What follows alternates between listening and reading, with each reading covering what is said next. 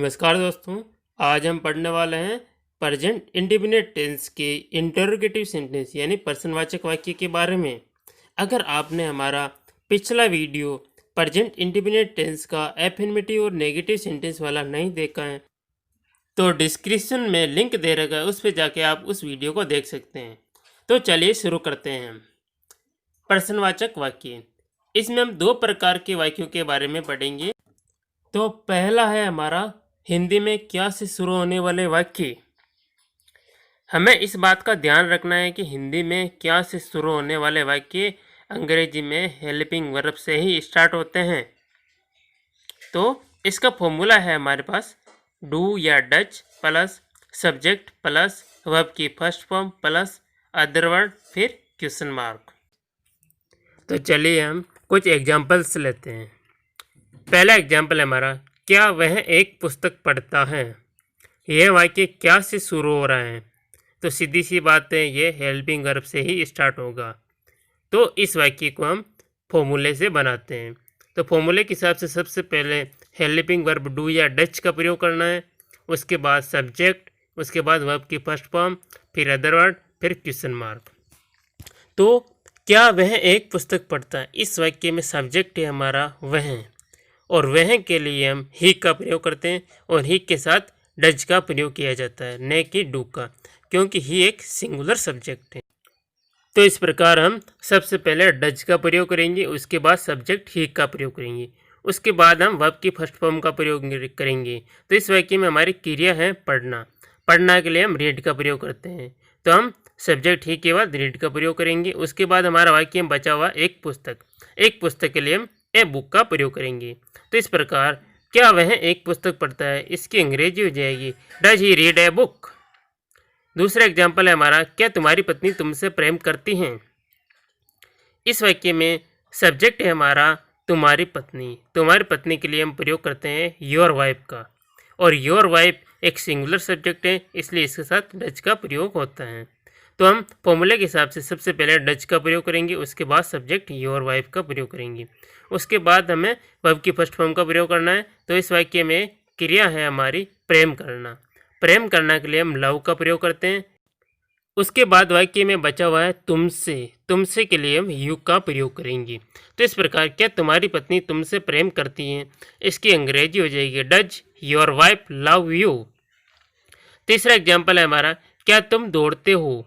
तो इस वाक्य में सब्जेक्ट हमारा तुम के लिए हम प्रयोग करेंगे यू का, और यू के साथ हमें पता है डू का प्रयोग किया जाता है, क्योंकि यू एक प्लूरल सब्जेक्ट है और प्लूरल सब्जेक्ट के साथ ही डू का प्रयोग किया जाता है।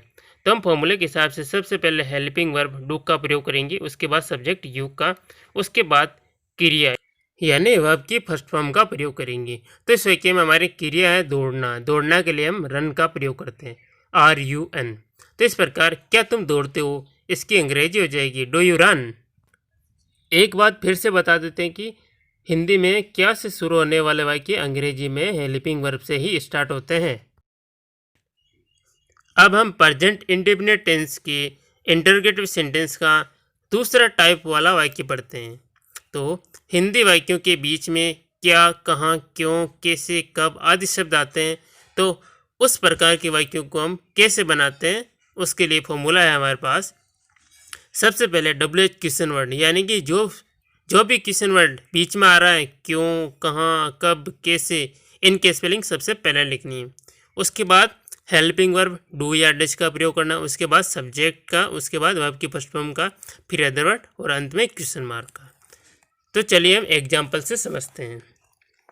एग्जाम्पल से हमारा पहला, वह यहाँ क्यों आती है। तो इस वाक्य में क्यों यानी क्वेश्चन वर्ड है और ये बीच में आ रहा है, तो इस प्रकार के वाक्यों को हम इस फॉर्मूले से बनाएंगे। तो इस फॉर्मूले के हिसाब से सबसे पहले हम इस क्यों की स्पेलिंग लिखेंगे, सबसे पहले वाई, उसके बाद हम डू या डच का प्रयोग करेंगे, वो सब्जेक्ट के अनुसार करेंगे। तो इस वाक्य में हमारा सब्जेक्ट है वह, और वह के लिए हम सी का प्रयोग करते हैं, और सी एक सिंगुलर सब्जेक्ट है, और इसके साथ हम डच का प्रयोग करते हैं।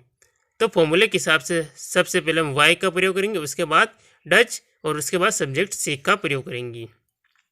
उसके बाद हम वर्ब की फर्स्ट फॉर्म का प्रयोग करेंगे। तो इस वाक्य में हमारी क्रिया है आना के लिए हम कम का प्रयोग करते हैं। इस प्रकार वाई डज सी कम यहाँ तक हो गया। उसके बाद वाक्य में बचा हुआ है हमारा यहाँ। यहाँ के लिए हम हियर का प्रयोग करेंगे। तो इस प्रकार वह यहाँ क्यों आती है, इसकी अंग्रेजी हो जाएगी why does she come here. ऐसे ही दूसरा एग्जाम्पल हमारा तुम वहाँ कब जाते हो। इस वाक्य में भी कब बीच में आ रहा है, तो कब की स्पेलिंग सबसे पहले लिखेंगे व्हेन, WHEN, व्हेन। उसके बाद हम हेल्पिंग वर्ब डू या डज का प्रयोग करेंगे। तो इसके लिए हम सबसे पहले सब्जेक्ट देखेंगे। तो इस वाक्य में सब्जेक्ट है तुम के लिए हम यू का प्रयोग करते हैं और यू के साथ डू का प्रयोग किया जाता है, ये हमें पता है।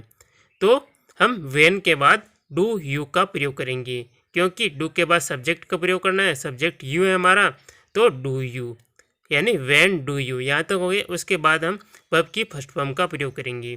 तो इस वाक्य में हमारी क्रिया है जाना, जाना के लिए हम गो का प्रयोग करते हैं। उसके बाद हमारा वाक्य में बचा हुआ है वहाँ, वहाँ के लिए हम देर का प्रयोग करेंगे। तो इस प्रकार तुम वहाँ कब जाते हो, इसकी अंग्रेजी हो जाएगी when do you go there. तीसरा एग्जाम्पल है हमारा राम कहाँ पढ़ता है। इस वाक्य में कहाँ बीच में आ रहा है, तो कहाँ की स्पेलिंग सबसे पहले लिखेंगे हम वेयर, WHERE। उसके बाद हम हेल्पिंग वर्ब डू या डज का प्रयोग करेंगे, वो हम सब्जेक्ट के अनुसार करेंगे। तो इस वाक्य में हमारा सब्जेक्ट है राम, जो कि एक सिंगुलर सब्जेक्ट है, इसलिए हम इसके साथ डज का प्रयोग करते हैं। तो हम वेयर के बाद डज का प्रयोग करेंगे, उसके बाद सब्जेक्ट राम का प्रयोग करेंगे, जैसा कि फॉर्मूले में बताया गया है। उसके बाद वर्ब की फर्स्ट फॉर्म का प्रयोग करना है। तो इस वाक्य में हमारी क्रिया है पढ़ना, पढ़ना के लिए हम रीड का प्रयोग करते हैं। तो इस प्रकार राम कहाँ पढ़ता है, इसकी अंग्रेजी हो जाएगी वेयर डज राम रीड। चौथा एग्जाम्पल है हमारा तुम चाय कैसे बनाते हो। तो इस वाक्य में बीच में आ रहा है कैसे, तो कैसे की स्पेलिंग सबसे पहले लिखेंगे हाउ। उसके बाद हम हेल्पिंग वर्ब डू या डज का प्रयोग करेंगे, वो सब्जेक्ट के अनुसार। तो इस वाक्य में हमारा सब्जेक्ट है तुम के लिए हम यू का प्रयोग करते हैं और यू के साथ डू का प्रयोग किया जाता है। तो हम हाउ के बाद डू का प्रयोग करेंगे, उसके बाद सब्जेक्ट यू का प्रयोग करेंगे, उसके बाद हम वर्ब की फर्स्ट फॉर्म का प्रयोग करेंगे। तो इस वाक्य में हमारी क्रिया है बनाना, बनाने के लिए हम मेक का प्रयोग करते हैं, MAKE। उसके बाद हमारा वाक्य में बचा हुआ है चाय, चाय के लिए हम टेक का प्रयोग करते हैं, TEA। तो इस प्रकार तुम चाय कैसे बनाते हो, इसकी अंग्रेजी हो जाएगी how do you make tea.